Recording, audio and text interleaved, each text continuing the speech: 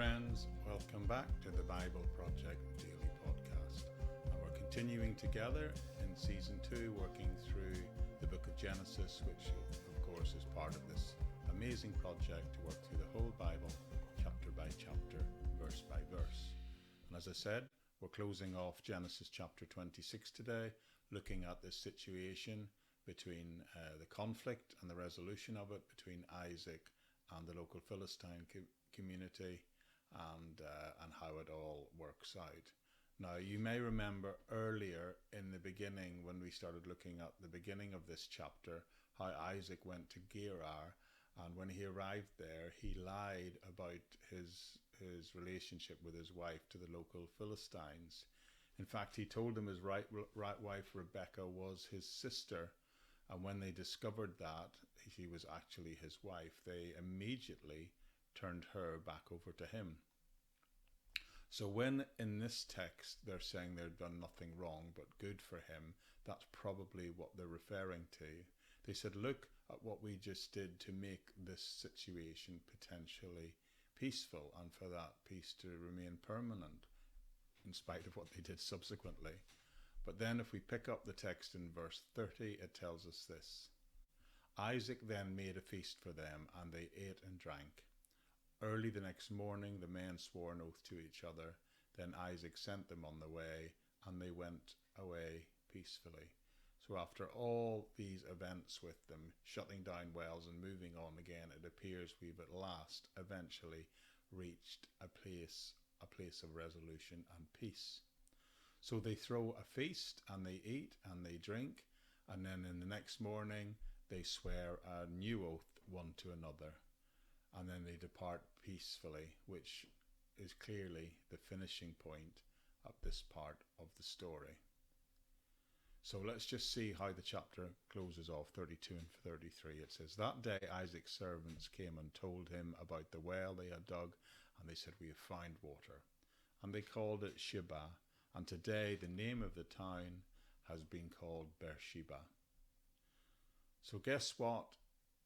They finally find a source of water, and the Lord is still blessing them. And they name the place Sheba, which is from the Hebrew word which means to make an oath. So they're testifying to the fact that an oath of peace was made in that place. Now, what's going on in this passage overall is just simply the renewal of the covenant that God had initially made with Abraham.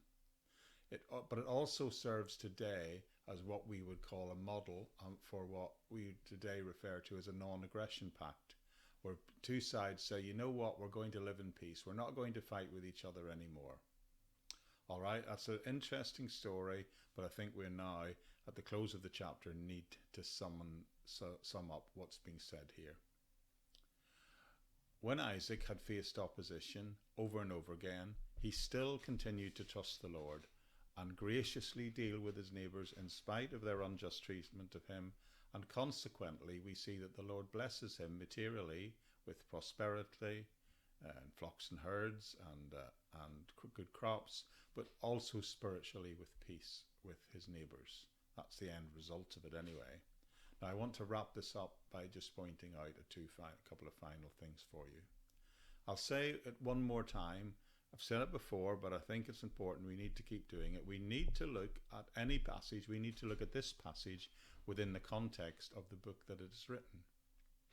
And if you look at this passage within the context of the whole book of Genesis, one of the things you have to say that this passage is teaching is that the Lord remains faithful to any promise that he gives. This section of verses shows God's faithfulness coming to fruition and his blessing to Isaac delivered just as he promised, which for Isaac meant bountiful harvests, an increase in flocks and herds, and finally getting to a point where he can live in peace. We saw God make a covenant with Abraham way back, but now he extends it to his son Isaac, just as he'd promised to do to his father. But please note that that doesn't mean Isaac didn't have to respond in the correct way to embrace and receive that promise. Isaac responded by exercising faith, by living out, working in the light of that covenant, and because of that, the Lord blessed him. Someone once said, Isaac tried not to waver throughout all these difficult circumstances in his trust of the Lord. He just quietly and resolutely went about his business, trying to obtain new water sources for his flocks and crops, and eventually God is seen to settle the issue, and to bless him. All God's people, all of us, are called to maintain a quiet, confident trust in God's promise of provision, in spite of the circumstances around us, in spite of even hostility or the envy of unbelievers around us. And remember that sometimes, as we saw here, the very blessings of God that we might be receiving in our life might be the very thing that provoke hostility in other people. Now, some Bible lecturers have pointed out the similarities between Genesis 26 and 21 here, and they say it shows a deliberate attempt by trying to write two accounts that parallel each other, the situation and the circumstances of Isaac alongside those of Abraham, his father, previously. The account of Isaac's dealings with the Philistines is very much a case of, look, this guy's walking in the footsteps of his father, sometimes for good, but sometimes for not so good. And he receives similar promises as his father. He faces similar tests, and he fails in the same way as his father did. But eventually, he seemed to triumph in exactly the same fashion.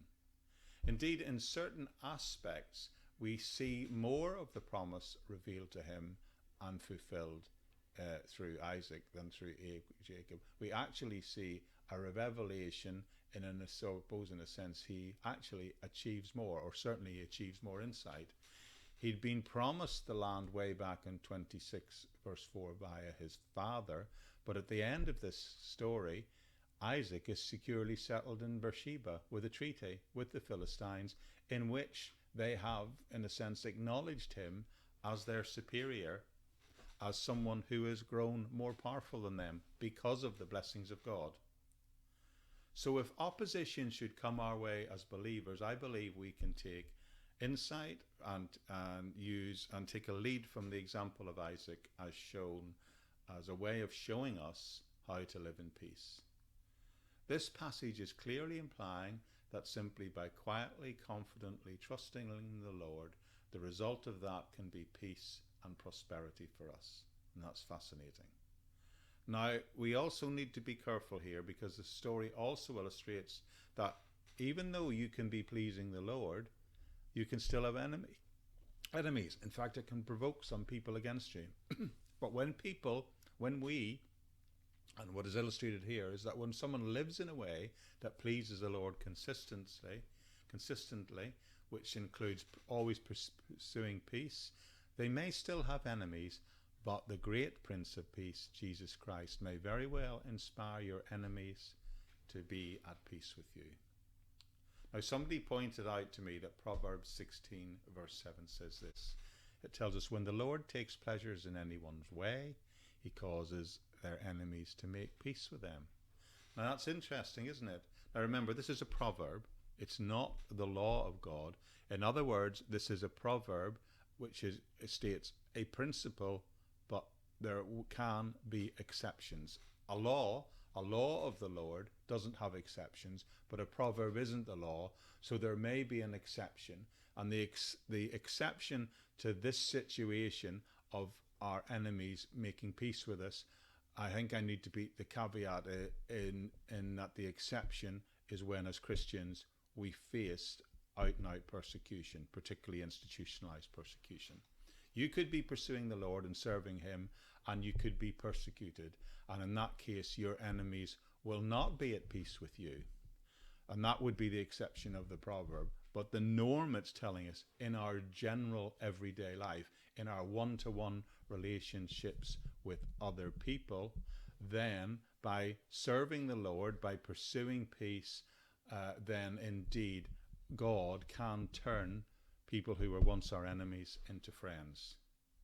Think about that. When you respond properly in your personal relations and interactions with other people, by trusting the Lord and by treating other people graciously, by going above and beyond, sometimes even surrendering your rights in favor of a gracious attitude, as Isaac did here in regard to the situation with the whales, the Lord can turn those very people who were enemies into your friends.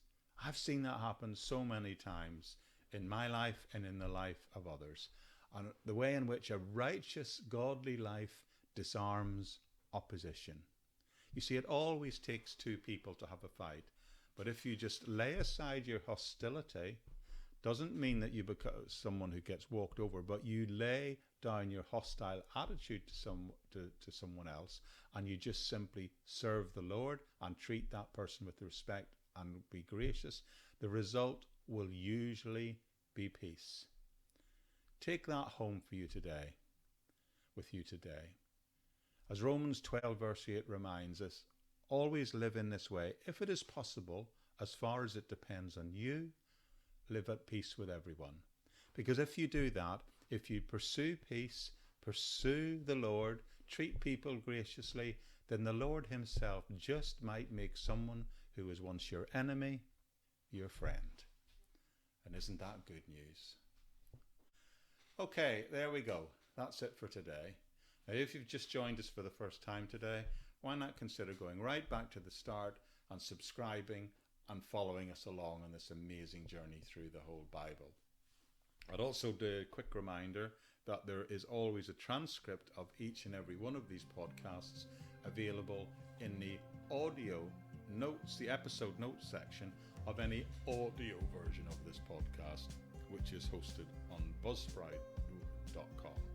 But if you happen to be watching the video version, then there will always be a link through there to the audio version whereby you can grab a transcript of it. And there's also a place there that if you wish, you can become a patron of my ministry where you can support it, but also there's the opportunity there to receive bonus material and special teachings and material that's not available in the general podcast. But other than that, that's it for today. Thank you for joining me.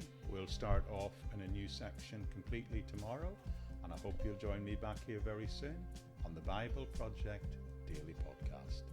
Bye-bye for now.